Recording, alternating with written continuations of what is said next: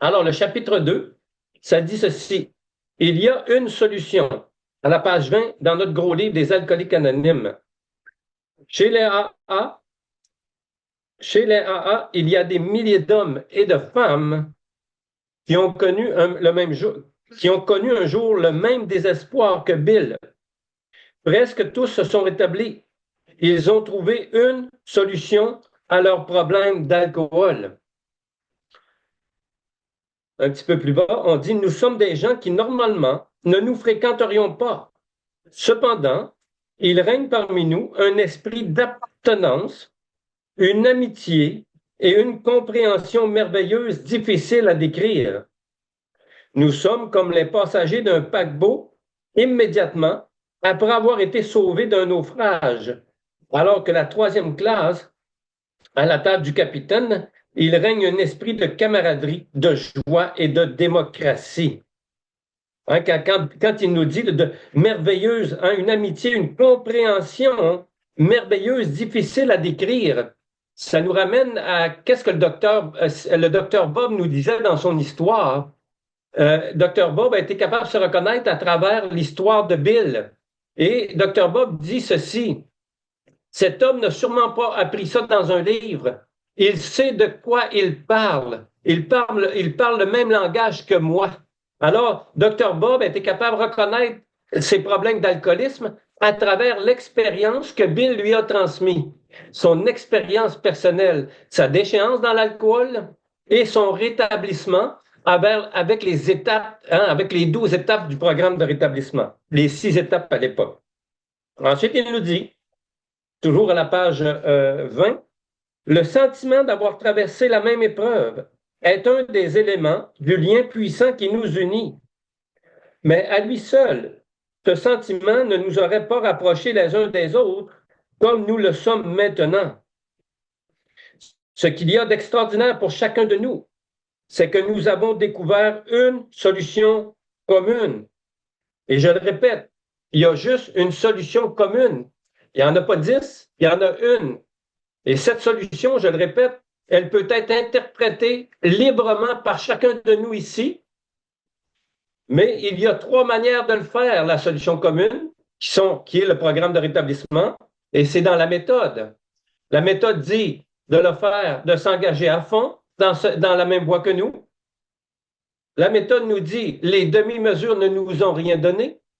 Et, et il y a aussi la manière de ne pas prendre le programme du tout, de ne pas se servir du programme de rétablissement du tout, parce que dans la troisième manière, c'est il y en a qui ne peuvent pas ou ne veulent pas s'adonner à ce simple programme. Mais j'admets que tout le monde peut l'interpréter comme il veut. Il n'y a aucun problème avec ça. On le dit, nous avons une façon de nous en sortir sur laquelle nous sommes absolument d'accord et qui nous unit dans une action amicale et harmonieuse. C'est là la grande nouvelle que ce livre annonce à ceux qui souffrent d'alcoolisme. Une maladie de ce genre, nous en sommes venus à tenir l'alcoolisme pour une maladie, affecte notre entourage comme aucune autre maladie ne peut le faire. Un malade atteint du cancer attire la sympathie de tous, mais personne d'autre n'en est irrité ou blessé. Il n'en est pas ainsi de l'alcoolisme, car cette maladie entraîne l'anéantissement de tout ce qui compte dans la vie. Elle affecte tous ceux qui entretiennent des relations avec la personne atteinte. Hein, on le sait que Bill nous a écrit que l'alcoolique est comme un ouragan. Il ravage tout sur son passage, détruit des tendres relations, détruit des cœurs.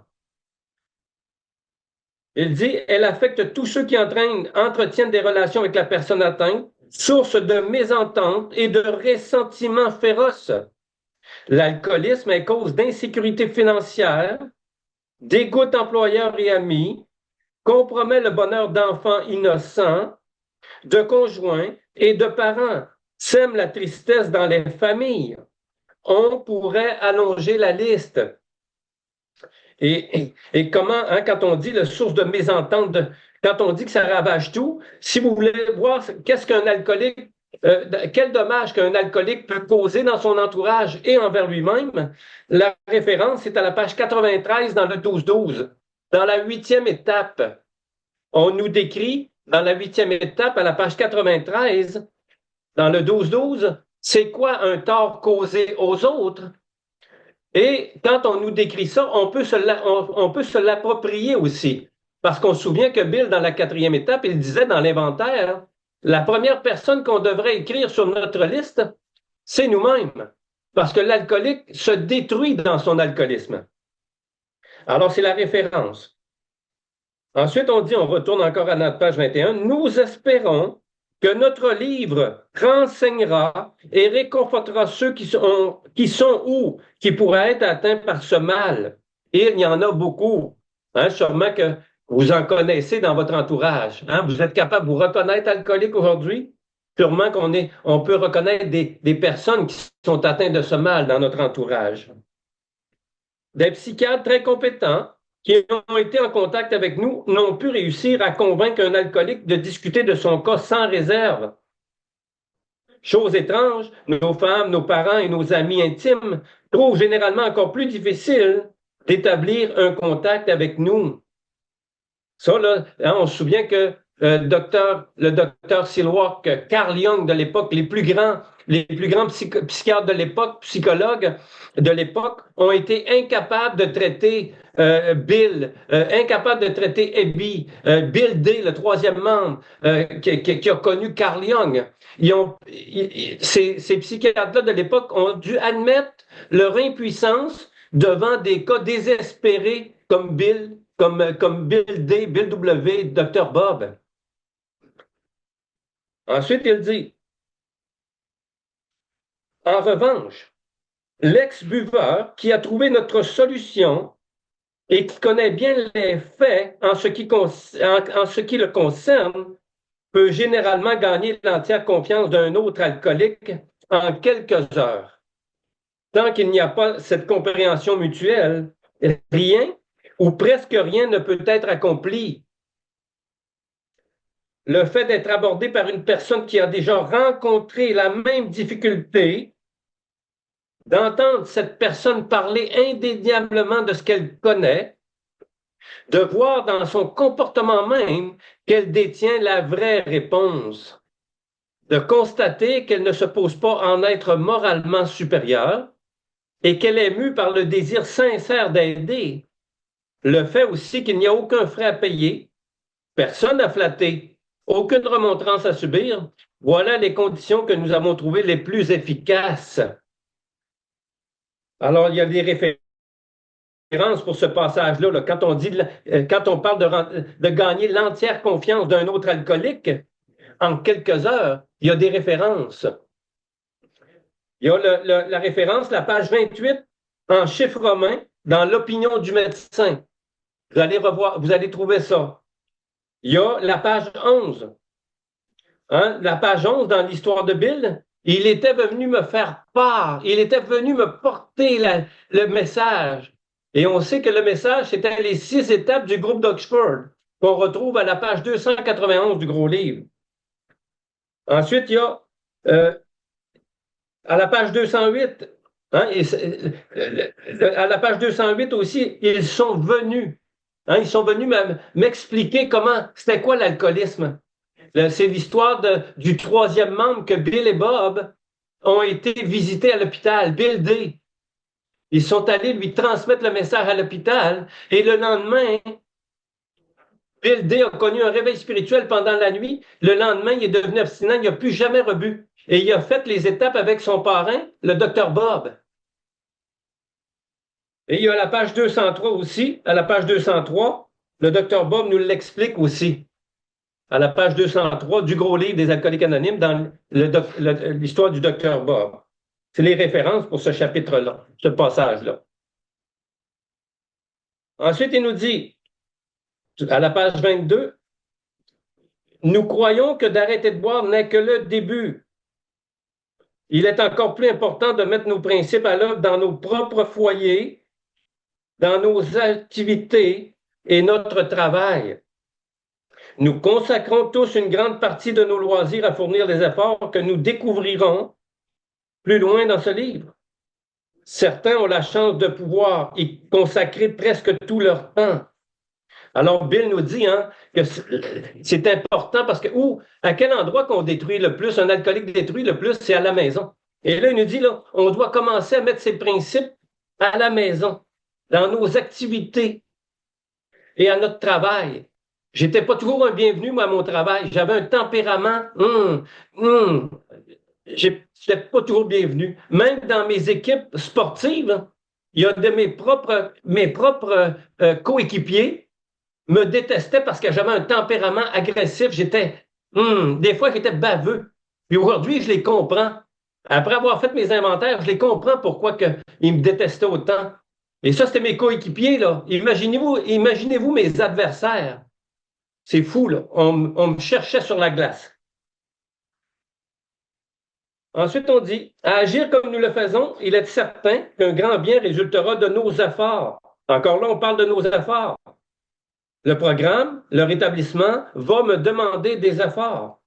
Mais le problème aurait été à peine effleuré. Alors, Bill nous m'en garde. Oui, on peut faire des réunions, mais si je néglige le programme spirituel, ça ne veut pas dire que je vais devenir heureux, là, que je vais me rétablir complètement de l'alcoolisme. Je peux continuer à être malheureux sans la bouteille. Je connais beaucoup de monde qui sont malheureux. Ensuite, on dit, un petit peu plus bas toujours, alors comment leur offrir ce qui nous a été donné si gratuitement? Nous avons donc décidé de publier un livre anonyme qui expliquerait le problème tel que nous le percevons et dans lequel toute notre expérience et toutes nos connaissances seraient mises à contribution. C'est ça qui est agréable avec le gros livre, c'est du vécu, c'est de la vérité, c'est du vécu, et c'est à travers l'expérience des autres que je peux m'identifier comme alcoolique. Hey, oui, je comprends. Je le comprends parce que je me reconnais. On dit que toute personne aux prises avec un problème d'alcool devrait y trouver un programme d'action efficace. Et on dit bien un programme d'action efficace. Pourquoi? Parce que la plupart des alcooliques vont essayer des méthodes traditionnelles, mais ça ne fonctionnera pas. Et lorsqu'on arrive dans Alcoolique Anonyme, on va nous proposer une solution en 12 étapes. Et cette solution va faire le miracle tant attendu, va nous libérer de l'obsession de boire. On dit qu'il était nécessaire d'inclure dans notre livre des questions d'ordre médical, psychiatrique, social et religieux. On dit, dans le même paragraphe, page 23, nous croyons pour la plupart que la tolérance des travers et des points de vue d'autrui et le respect des opinions de chacun sont des attitudes qui permettent d'être d'un plus grand secours aux autres. Notre vie même, parce que nous sommes des ex-buveurs, dépend de notre souci constant des autres et de la façon dont nous pouvons leur venir en aide. Ça nous ramène au chapitre 12, là. Le chapitre 12 qui nous dit de transmettre le message à d'autres alcooliques. Leur venir en aide. Bill nous dit dans ce chapitre-là, ce n'est pas le don que nous remettons en cause, mais bien la manière et le moment de donner. De quelle manière je vais aborder le sujet avec un autre alcoolique? Si je l'aborde d'une façon hautaine et avec un air de supérieur, que je connais tout et que je sais tout, c'est certain que ça va faire fuir. Mais si je l'aborde d'une manière, dans l'humilité, de dire, regarde, j'ai fait ça avec mon parrain, j'ai passé au travers et je te présente le résultat, tout simplement. Je te parle de ce que j'ai mis en application dans ma vie personnelle et par la suite, tu es libre de le prendre, tout simplement. Si tu n'en veux pas, je te mettrai pas de côté pour autant. Je te tends de la main pour autant. Mais tout ce que je peux faire, c'est transmettre mon expérience, tout simplement. Ensuite, on dit, page 23, peut-être vous vous demandez déjà comment nous sommes arrivés à nous rendre malades à ce point en buvant. Sans doute aimeriez-vous savoir pourquoi et comment. En dépit de l'avis contraire d'experts en la matière, nous nous sommes tirés d'une condition physique et mentale désespérée. Y en a-tu qui se reconnaissent, là? Condition physique, l'alcool détruit le physique et l'alcool détruit le mental.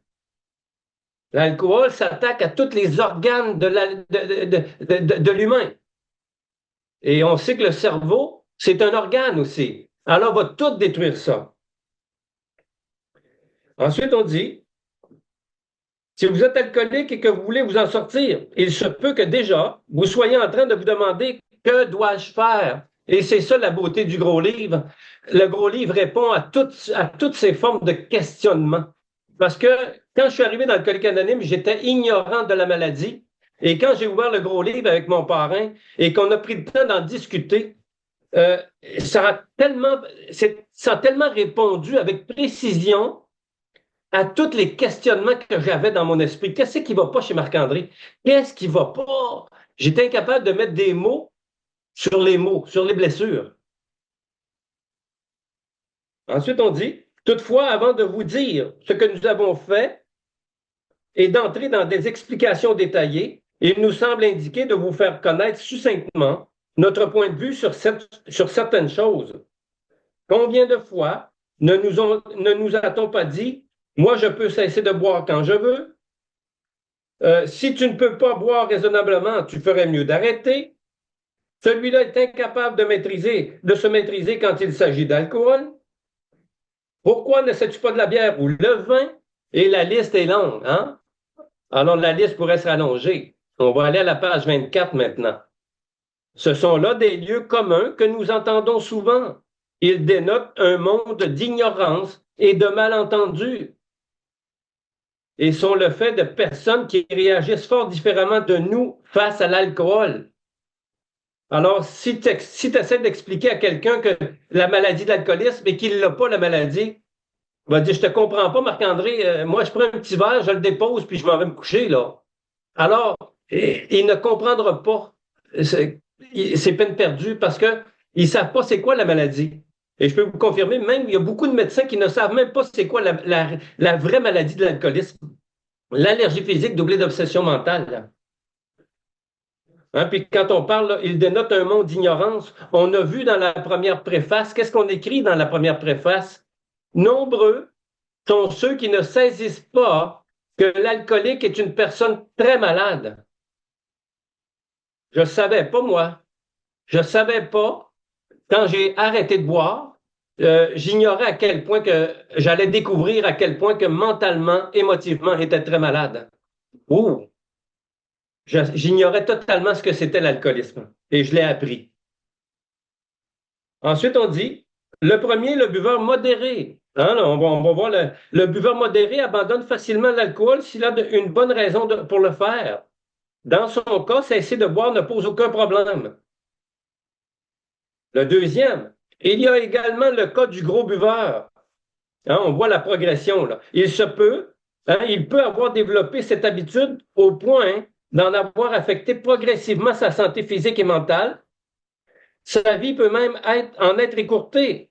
Cependant, s'il est motivé par une raison suffisamment sérieuse, comme une santé défaillante, une nouvelle relation amoureuse, un changement d'environnement ou encore une sévère mise en garde de son médecin, ce buveur parviendra sinon à couper l'alcool complètement, du moins, à moins de modérer sa consommation, même s'il trouve cela difficile ou contrariant. Il pourrait même avoir besoin d'une assistance médicale. Là, c'est le cas du gros buveur, là, c'est qu'on est entre deux eaux, là. Et on commence hein, le premier, là, on est dans le fun, on est dans le plaisir, hein. Le buveur modéré, on est dans le plaisir. Après ça, là, le plaisir commence on commence à ressentir un mal-être. Hein, quand on devient un gros buveur, là, on commence à sentir des mal-être en nous. Et là, ensuite, on tombe dans le troisième. Mais que dire du véritable alcoolique? Il a d'abord pu être un buveur modéré. Il peut par la suite devenir ou non un gros buveur, mais il vient un temps où, dès qu'il commence à boire, il ne peut plus s'arrêter. Son comportement vous rend perplexe, en particulier pour son manque de contrôle.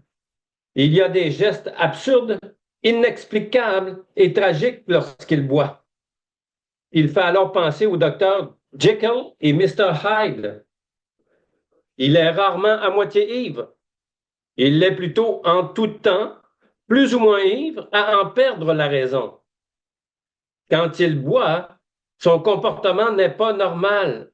ça peut être la personne la plus agréable au monde, mais une journée à boire le rendra souvent exécrable et même dangereusement antisocial.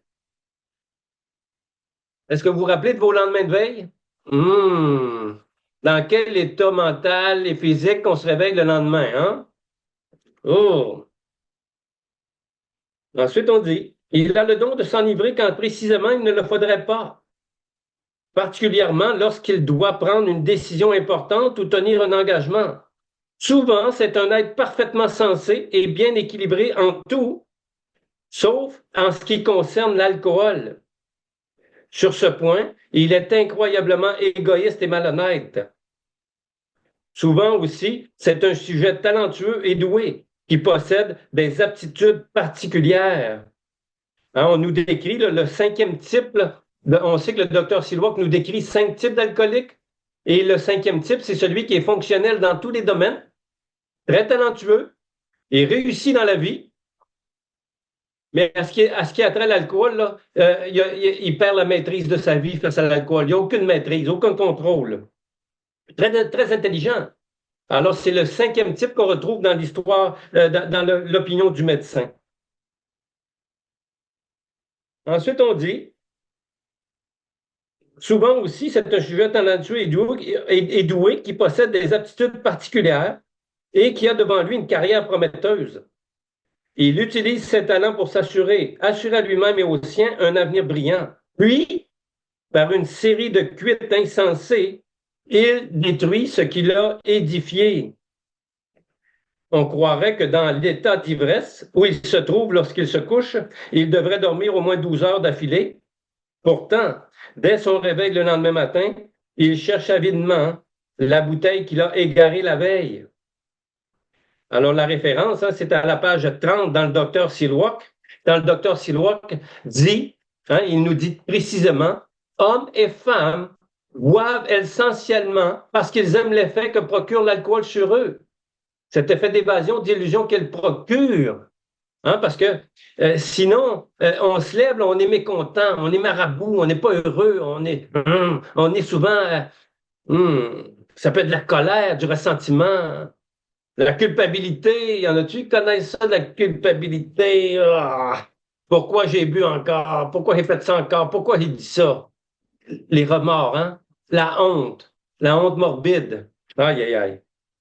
Le lendemain de veille. Ensuite, toujours dans le même chapitre, on dit, à mesure que les choses s'aggravent, il se tourne progressivement vers des sédatifs puissants qu'il mêle à l'alcool pour se calmer et être en état de se rendre à son travail. Ben oui, mais le lendemain de veille, j'ai des tremblements. Hein, l'alcool me fait ça, là. Et je vais prendre une petite pilule pour calmer les nerfs. Oh, faut que ça me prenne une petite pilule. Alors, je mélange les deux. La folie.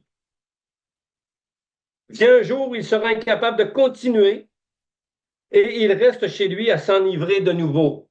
Et on va voir plus loin que Bill nous parle de ce mécanisme se répète encore et encore et encore. Ce scénario, pas le mécanisme, ce scénario se répète encore et encore. Ensuite, on nous dit, ce portrait que nous venons de brosser du véritable alcoolique est loin d'être complet. Les comportements varient d'un sujet à un autre. Cependant, il en présente une description générale. Pourquoi se conduit-il ainsi?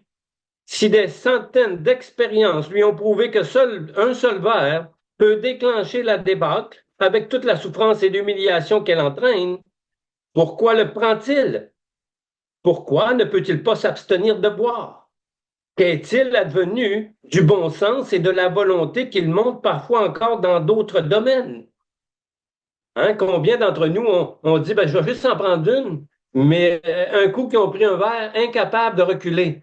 La soif, le besoin de boire était tellement fort qu'on oubliait tout le raisonnement sensé, là. Alors on boit, puis on boit, puis on boit. C'est ça la maladie de l'alcoolisme. L'allergie physique qui déclenche un besoin insatiable de boire. Ensuite, on dit, nous savons que l'alcoolique qui s'abstient de boire, et cette abstinence peut durer des mois, voire des années, a un comportement semblable à celui d'un homme normal. On a un bel exemple dans le chapitre de la première étape, haute donnée sur l'alcoolisme. Hein, le Jim, hein, Jim, il a réussi dans la vie. Il a été 25 ans abstinent et à sa retraite, il a décidé de prendre un petit verre pour se récompenser de sa retraite. Et dans l'histoire de la première étape, on va le voir plus tard, il est mort d'alcoolisme 4 ans plus tard. Il n'a pas été capable de retrouver son abstinence, sa sobriété. Ensuite, on dit, nous sommes aussi certains que s'il touche à nouveau à l'alcool, il se produit un phénomène physique et mental qui le rend virtuellement incapable de s'arrêter. Tous les alcooliques qui ont fait cette expérience ne pourront que le confirmer. Hein, la page 39, la référence de ça, c'est à la page 39 du gros livre. À la page 42 du gros livre. Tu as le docteur Silois qui en parle dans la page 32 en chiffre romain. X, X, X et deux petites barres. Docteur Silois qui en parle. Page 39, c'est écrit à la page 39. Vous pouvez être une très longue période sans boire, des semaines, des mois, des années, tout en étant un alcoolique encore dans ma pensée, en puissance. Je peux penser encore comme un alcoolique, même en arrêtant la substance. Et en bas de la page 39, on dit, que se passe-t-il dans la tête d'un alcoolique? Car il est là le cœur du problème. J'ai pas nettoyé mon esprit. Je suis resté encore avec la mentalité alcoolique, les mêmes défauts de caractère, les mêmes pensées qui m'amenaient à boire. Ensuite, on dit,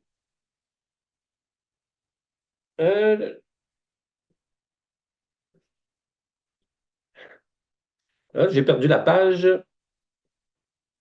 Euh,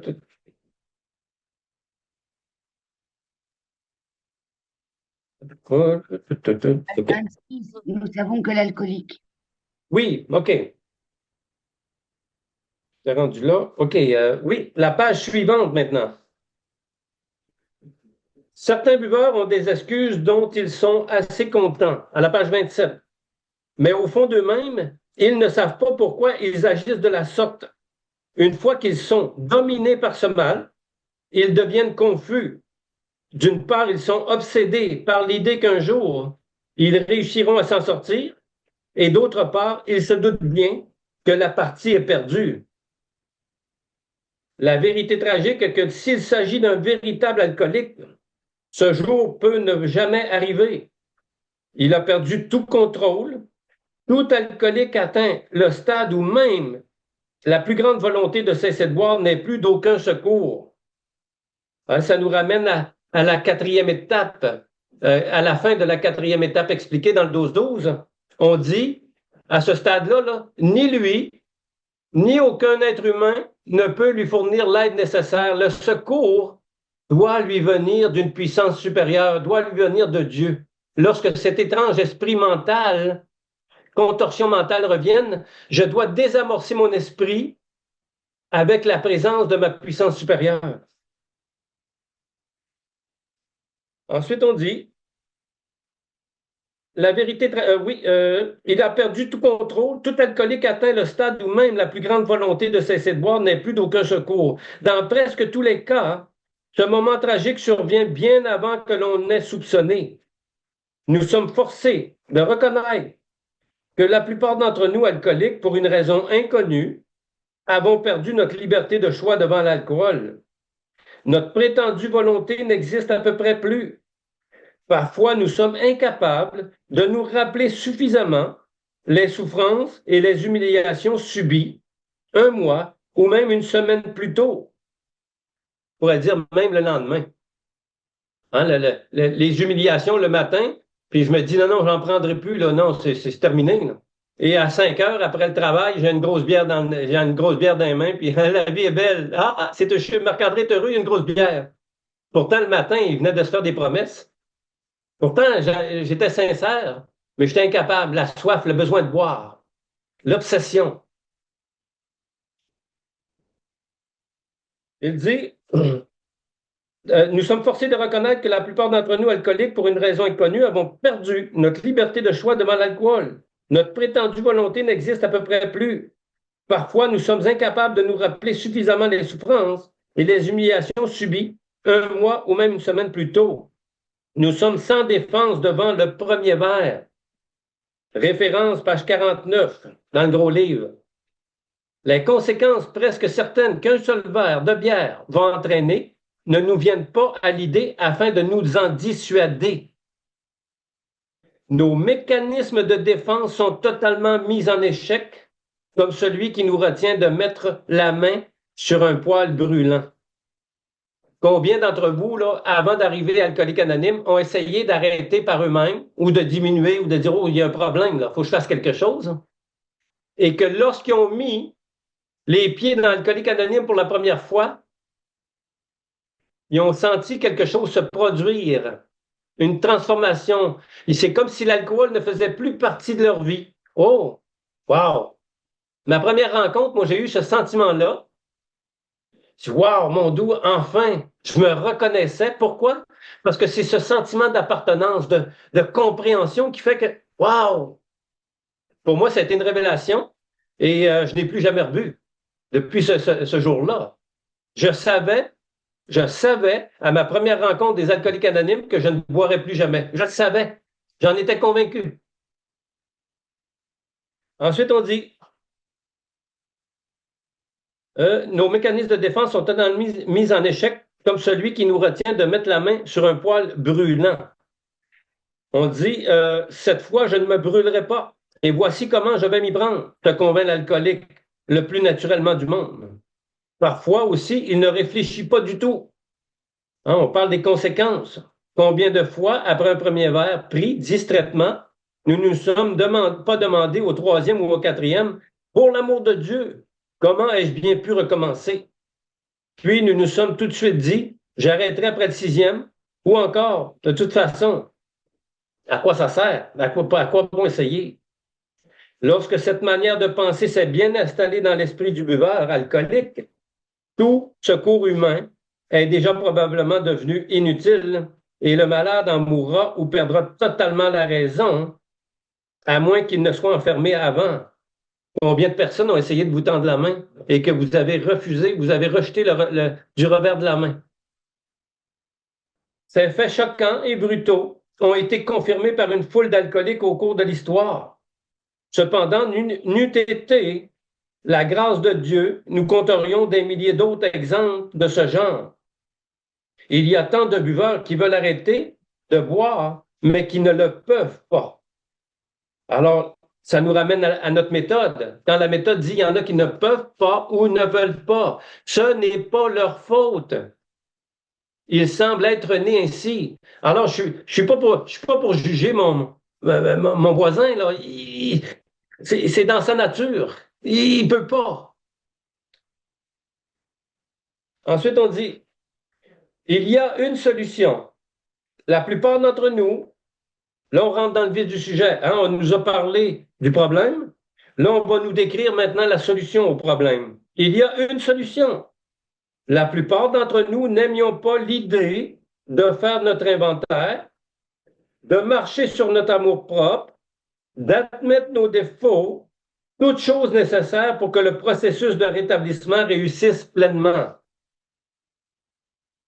Cependant, nous avons vu que cela avait réellement marché pour d'autres et nous en étions venus à croire que la vie telle que nous la vivions était futile et sans espoir. C'est pourquoi, lorsque nous avons été abordés par ceux qui avaient réglé leurs problèmes d'alcool, il ne nous restait rien d'autre à faire que de prendre le simple coffre d'outils spirituels qui nous était offert.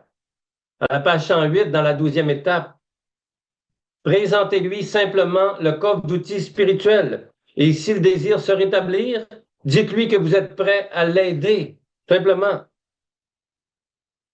Ensuite, on dit, hein, puis la référence là, pour l'inventaire, marcher sur son amour-propre, admettre ses défauts. La référence est à la page 15 dans l'histoire de Bill, hein, ce qu'on a vu la semaine dernière.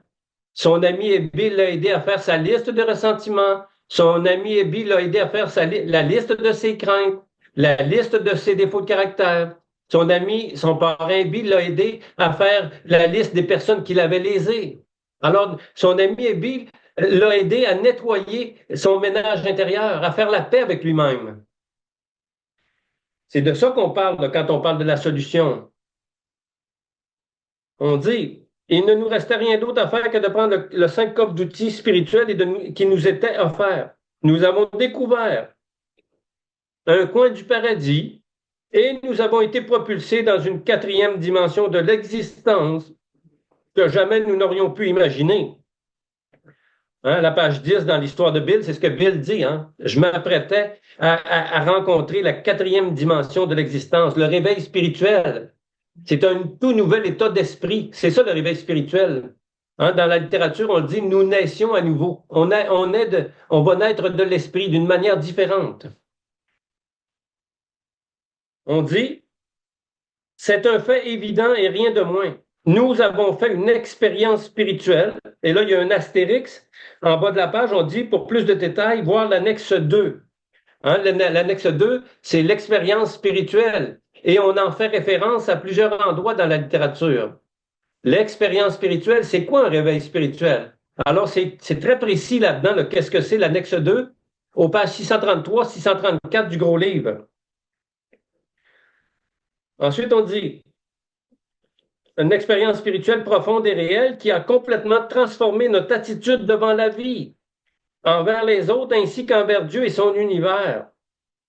Notre vie est maintenant centrée sur la certitude absolue que le Créateur est entré dans nos cœurs et dans nos vies par miracle. Il a commencé à faire pour nous des choses que nous n'aurions jamais pu réussir par nous-mêmes. Hein, dans la méthode, qu'est-ce qu'on dit? Dieu fera pour nous ce que nous ne pouvions pas faire par nous-mêmes. Hein, puis, qu'est-ce qu'on veut dire par là? Ce que Dieu peut faire pour nous-mêmes? Dieu peut faire disparaître tous nos défauts, toutes nos faiblesses de personnalité qui nous amènent à la bouteille. Parce que dans la quatrième étape, on dit, hein, ce sont nos défauts de caractère qui nous ont piégés et conduits à l'alcoolisme et au malheur. J'ai un tempérament alcoolique. J'ai des défauts de caractère qui m'amènent vers la bouteille parce que mes défauts de caractère créent des mal-êtres dans mon esprit et dans mon corps. Et pour soulager ces mal-êtres-là, le meilleur remède pour un alcoolique, c'est quoi? C'est lever le coude puis prendre une bonne bière, un bon, hein? Ben oui, un petit verre. Faut que je calme ça. Ensuite, il y a une référence aussi à la page 63 dans le 12-12. Hein, quand on dit là, identifier, à la page 63, on doit identifier ses défauts. Ensuite, on continue à la page 29. Si vous êtes un alcoolique aussi gravement atteint que nous l'étions, nous croyons qu'il n'y a pas de demi-mesure si vous voulez régler votre problème. Nous en étions au point où la vie devenait impossible à vivre, et si nous étions parvenus au stade où toute aide humaine est inutile, il ne nous restait que deux solutions. Continuer jusqu'au bout en faisant taire du mieux que nous aurions pu la conscience que nous avions de notre intolérable situation ou accepter une aide spirituelle. Nous avons choisi la deuxième solution parce que nous désirions sincèrement nous rétablir et que nous étions prêts à fournir les efforts nécessaires. Hein, à la page 47 dans le 12-12. Nous devrons en payer le prix de l'effort. Le programme, c'est un partenariat avec une relation avec ma puissance supérieure. Elle a besoin de moi, j'ai besoin d'elle, tout simplement. Alors, on nous dit d'avoir, dans l'expérience spirituelle, on dit trois choses. Honnêteté, bonne volonté, ouverture d'esprit. Alors, si j'ai les trois éléments essentiels au rétablissement, ben, c'est certain que cette méthode-là, elle va réussir. J'ai aucun doute parce qu'elle réussit avec toutes les gens que j'aide et qui embarquent à fond dans le programme. La méthode fonctionne. Et j'ai aucun doute pour dire qu'elle ne rate jamais. Comme Dr. Bob l'a écrit dans son exposé, la méthode ne rate jamais si on est honnête envers nous-mêmes, si on s'engage envers nous-mêmes. Ensuite, on dit,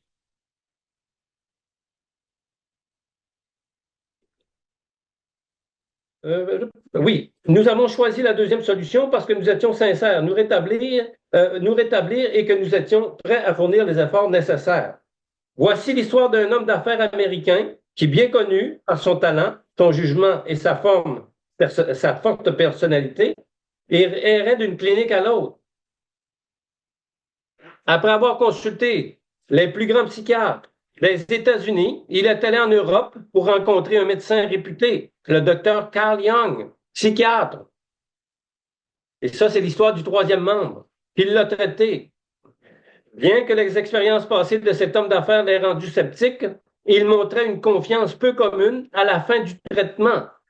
Alors, il est sorti de là gonflé à bloc. Là. Hein, on va voir il se situe où le problème.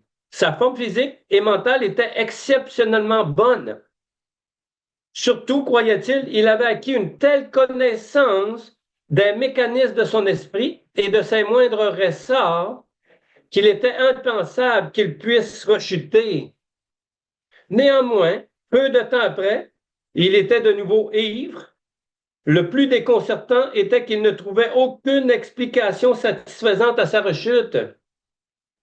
Hein, on a vu dans l'histoire de Bill, quand Bill dit il dit Bill, je croyais la connaissance de soi, je croyais qu'il était la solution.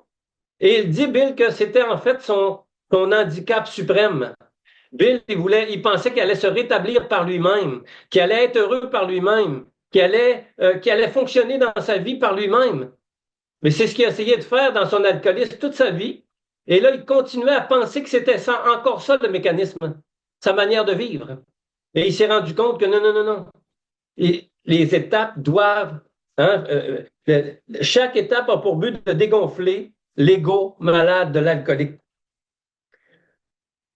Ensuite, on dit, il est retourné voir le célèbre médecin qu'il admirait grandement et lui a demandé de but en blanc de lui dire clairement pourquoi il ne pouvait pas se rétablir. Il désirait par-dessus tout redevenir maître de lui-même. Il semblait plutôt rationnel et bien équilibré face à d'autres problèmes. Hein, le cinquième type de Dr. Silwalk. Pourtant, il ne parvenait pas à se maîtriser devant l'alcool. Comment expliquer cela? Il a supplié le médecin de lui dire toute la vérité et il l'a entendu. Selon le médecin, son cas était absolument désespéré. Jamais il ne retrouverait sa place dans la société. Et s'il tenait à vivre longtemps, il allait devoir s'enfermer ou avoir recours au service d'un garde du corps. Mais cet homme vit encore et de plus, il est libre. Il n'est pas enfermé et n'a pas besoin d'un garde du corps.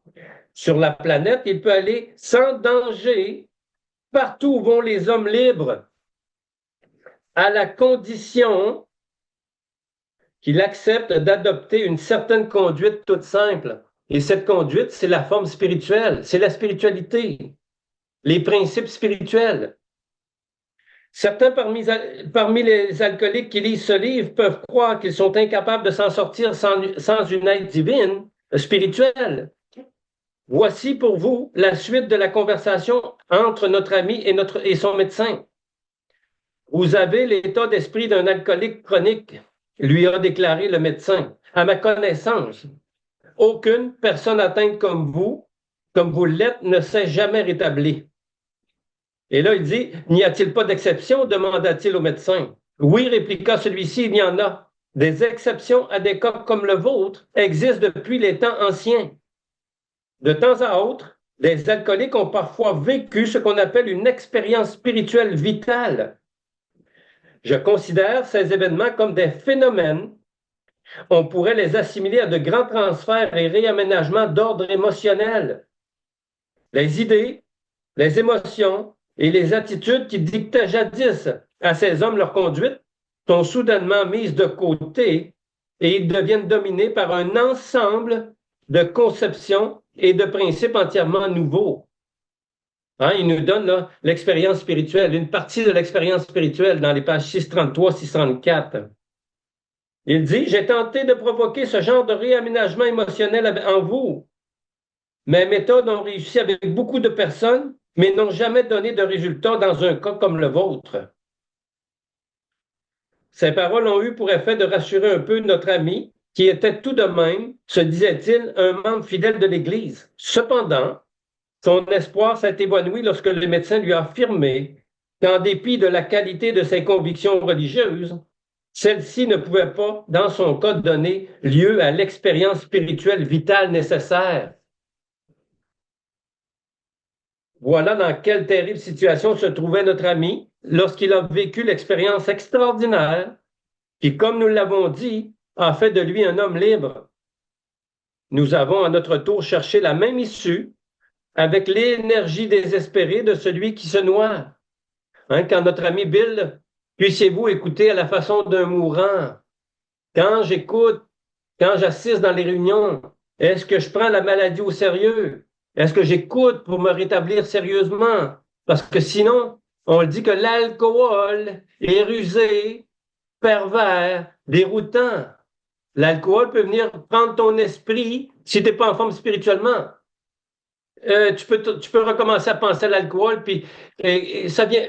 Et l'obsession, elle vient d'où l'obsession? L'obsession, elle part de ma pensée. Et plus je pense à quelque chose, plus je deviens obsédé par la chose. Alors, je dois garder ma forme spirituelle dans mon esprit. Ensuite, on dit, nous avons à notre tour cherché la même issue avec l'énergie désespérée de celui qui se noie. Ce qui semblait d'abord un mince roseau s'est révélé être la main forte et secourable de Dieu ou de ta puissance supérieure. Une nouvelle vie, ou plutôt un mode de vie vraiment efficace nous a été offert. Et là, dans le chapitre, dans le paragraphe suivant, on dit, notre intention n'est pas de convaincre qui que ce soit qu'il n'y a qu'une façon d'acquérir la foi. Si ce que nous avons vu, appris et senti en un sens, nous tous, de quelque race, croyance ou couleur que nous soyons, sommes les enfants d'un Créateur vivant avec qui nous pouvons établir une relation faite de simplicité et de compréhension dès que nous sommes prêts et assez honnêtes pour essayer. Le but, c'est pas de réussir, l'important, c'est d'essayer tout simplement. Ceux qui appartiennent à une religion n'y trouveront rien de contraire à leurs convictions ou à leur culte. Aucune friction n'existe entre nous sur ces questions. Nous croyons que l'appartenance de nos membres à quelque groupe religieux que ce soit ne nous concerne pas. Alors, que tu vives ta foi à ta manière, ça te regarde. Ça ne regarde pas aucune personne d'autre. C'est personnel, c'est une relation personnelle, simplement. Pour nous, la pratique religieuse est une affaire entièrement personnelle que chacun doit régler à la lumière de ses affiliations passées ou de son choix présent. D'ailleurs, nos membres ne font pas tous partie de groupes religieux, mais la plupart d'entre nous sommes en faveur d'une telle appartenance. Dans le chapitre suivant, nous décrivons l'alcoolisme tel que nous le comprenons. Suit un chapitre destiné aux agnostiques. Nous comptons parmi nos membres plusieurs personnes qui, jadis, étaient de ceux-là.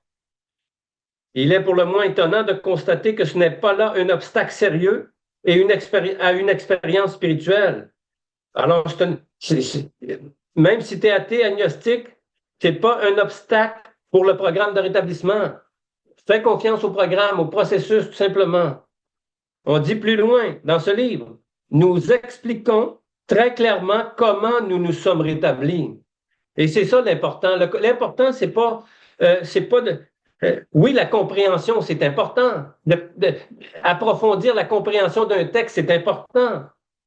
Mais si j'applique pas ce que j'ai appris à travers le texte, ça ne changera rien dans ma vie. Alors, c'est l'application, on dit une application soutenue dans ces étapes. Ensuite, viennent 42 témoignages. Chaque alcoolique y relate dans ses propres mots et selon son propre point de vue, la façon dont il s'est mis en contact avec Dieu. Les auteurs de ces récits sont représentatifs de nos membres et donnent une description fidèle de ce qui s'est produit dans leur vie. Nous espérons que ces révélations intimes ne seront pas jugées de mauvais goût. Nous voudrions que nombre d'alcooliques, hommes et femmes, qui ont désespérément besoin d'aide, lisent ces pages et nous croyons que c'est seulement en nous ouvrant complètement et en dévoilant nos problèmes que nous les amènerons à dire « Oui, je suis comme eux, moi aussi, il faut que j'ai ce qu'ils ont. Alors, c'est la fin du chapitre. Hein, puis, Bill, qu'est-ce que Bill a fait à travers... il s'est dévoilé à son ami Abby devant Dieu. Alors, c'est ce que Bill a fait. Il a fait son ménage, il a nettoyé son intérieur et il a connu son réveil spirituel. Et par la suite, il s'est mis à la recherche d'un autre alcoolique. Et c'est le chapitre 1, ça dit, il y a une solution. Alors, la solution, on nous dit bien que c'est de confier sa vie à Dieu, de faire le ménage intérieur, de demander à Dieu de réparer ce qui ne va pas en moi, les défauts de caractère, les faiblesses de personnalité. Et ensuite, lorsque je serai rétabli, que j'aurai connu un réveil spirituel, ben, c'est de tendre la main à quelqu'un d'autre et de lui présenter la solution comme on me l'a présenté tout simplement. Alors, fin du chapitre. La semaine prochaine, on va voir le chapitre de la première étape, le chapitre autres données sur l'alcoolisme.